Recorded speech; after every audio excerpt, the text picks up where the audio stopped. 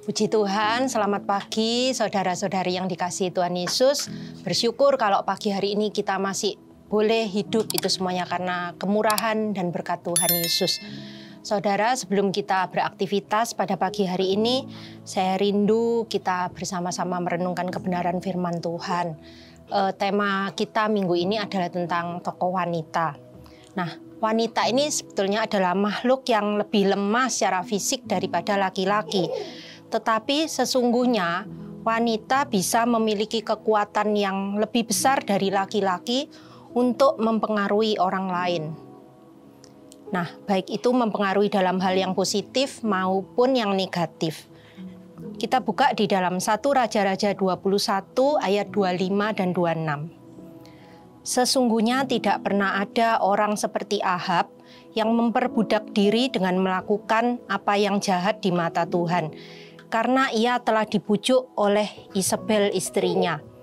Bahkan ia telah berlaku sangat keji dengan mengikuti berhala-berhala, tepat seperti yang dilakukan oleh orang Amori yang telah dihalau Tuhan dari depan orang Israel. Nah, saudara, dari ayat yang kita baca, Ahab itu adalah seorang raja Israel pada zaman itu yang mempunyai istri bernama Isabel. Ayat 25 tadi berkata bahwa tidak pernah ada orang seperti Ahab yang melakukan apa yang jahat di mata Tuhan karena ia telah dibujuk oleh Isabel istrinya. Dibujuk ini yang kita garis bawahi ya saudara. Dibujuk ini berarti dipengaruhi. Apa yang telah dilakukan Ahab sehingga Tuhan berkata ia melakukan apa yang jahat di mata Tuhan. Ayat 26 jawabannya, Ahab berbuat keji kepada Tuhan dengan menyembah berhala-berhala. Sebab istrinya Isabel itu membujuk Ahab untuk meninggalkan Tuhan dan beralih kepada penyembahan berhala-berhala. Nah, saudara, penyembahan berhala ini sangat menyakitkan hati Tuhan.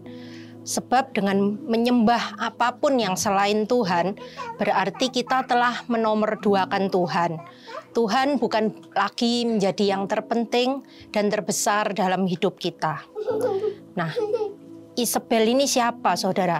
Saudara bisa membaca sendiri dalam 1 Raja 16 ayat 30-31. Isabel itu adalah anak raja orang Sidon. Nah, Sidon sendiri adalah negeri yang menyembah kepada berhala. Jadi orang Sidon adalah orang-orang yang menyembah berhala. Nah, Isabel ini, saudara, memberikan pengaruh yang sangat besar kepada suaminya. Sehingga membuat suaminya ini berubah setia dengan meninggalkan Tuhan dan beribadah kepada Baal dan berhala-berhala yang disembah oleh Isabel. Banyak saudara kejahatan yang dilakukan oleh Isabel ini, saudara bisa mempelajari sendiri firman Tuhan di dalam 1 Raja-Raja dan 2 Raja-Raja tentang Isabel ya. Tetapi satu hal yang menjadi sorotan kita pagi hari ini, yaitu bagaimana Isabel ini membuat suaminya hidup jauh dari Tuhan dan meninggalkan Tuhan dan menyembah kepada allah-allah asing atau berhala-berhala. Saudara, berhala di Perjanjian Lama mungkin memang berupa dewa-dewa atau patung-patung yang disembah selain Allah. Tetapi di zaman kita saat ini, berhala juga berupa apapun dan siapapun yang kita kasihi lebih dari Tuhan itu sendiri. Misalnya, kita mengasihi keluarga kita, pasangan kita, anak-anak, pacar, pekerjaan, hobi, kesenangan-kesenangan yang lebih daripada kita mengasihi Tuhan. Itu disebut berhala ya saudara. Kita buka di dalam Keluaran 20 ayat 3-5.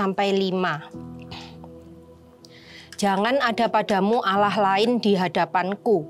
Jangan membuat bagimu patung yang menyerupai apapun yang ada di langit di atas, atau yang ada di bumi di bawah, atau yang ada di dalam air di bawah bumi. Jangan sujud menyembah kepadanya atau beribadah kepadanya, sebab aku Tuhan Allahmu adalah Allah yang cemburu, yang membalaskan kesalahan bapa kepada anak-anaknya, kepada keturunan yang ketiga dan keempat dari orang-orang yang membenci aku. Nah, saudara, dari ayat-ayat yang kita baca tadi, Tuhan bicara juga di dalam Keluaran, jangan ada padamu Allah lain di hadapanku. Jadi saudara, pelajaran apa yang bisa kita tarik juga dari tokoh Isabel tadi?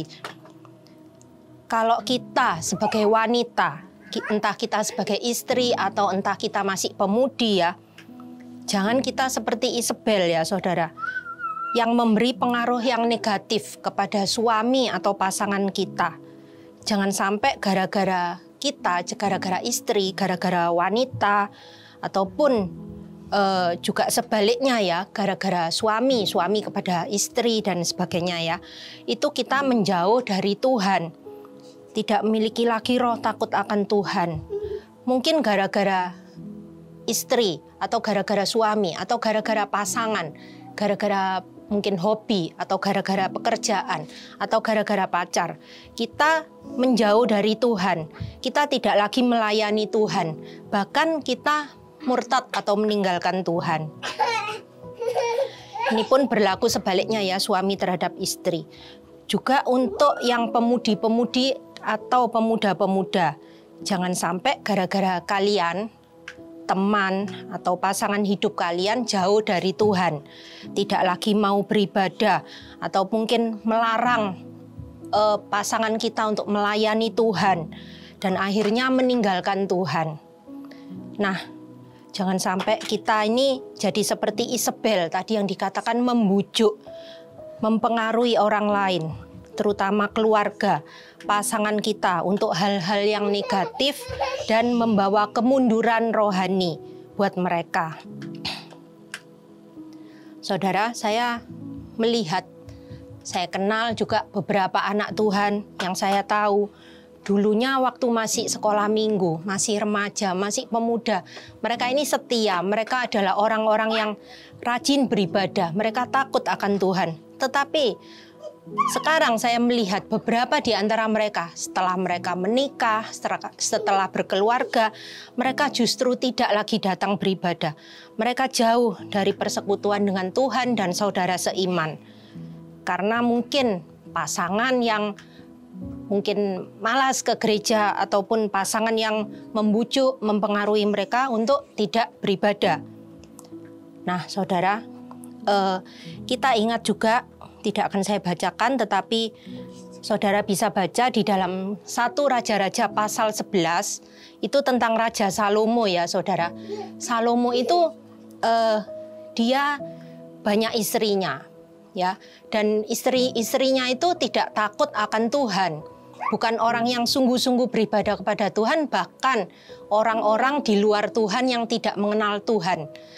Jadi istri-istri Salomo ini mencondongkan hatinya, dikatakan di sana, mencondongkan hatinya Salomo untuk jauh dari Tuhan, untuk meninggalkan Tuhan.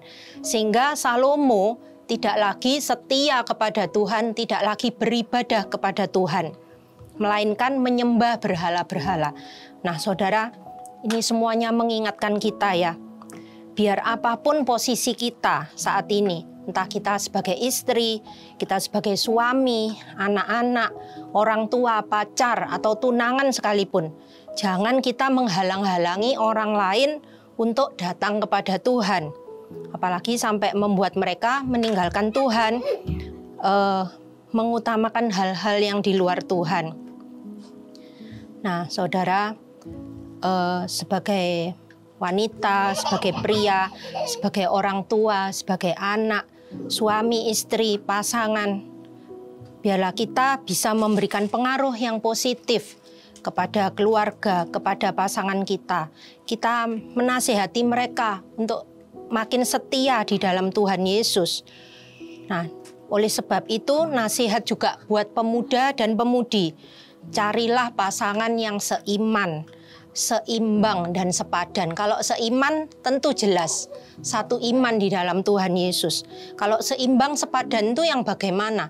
Seimbang itu sama ya. Jadi dalam segi latar belakang, pendidikan, visi, tujuan hidup itu sama, seimbang, itu sepadan.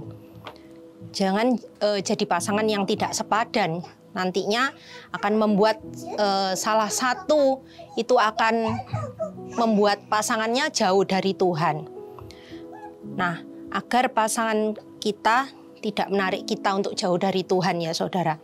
Malah sebaliknya, biarlah pasangan kita, istri, suami, orang tua, anak, itu memberi kita semangat untuk kita makin setia beribadah, makin setia mengasihi Tuhan Yesus. Nah Tuhan, kiranya firman Tuhan pagi hari ini boleh mengingatkan dan menjaga hidup kita semuanya, untuk tidak dipengaruhi oleh apapun dan siapapun yang berusaha memisahkan iman kita dari Tuhan Yesus dan dari persekutuan dengan saudara-saudara seiman. Roh Kudus akan meneguhkan iman kita. Amin. Tuhan Yesus memberkati.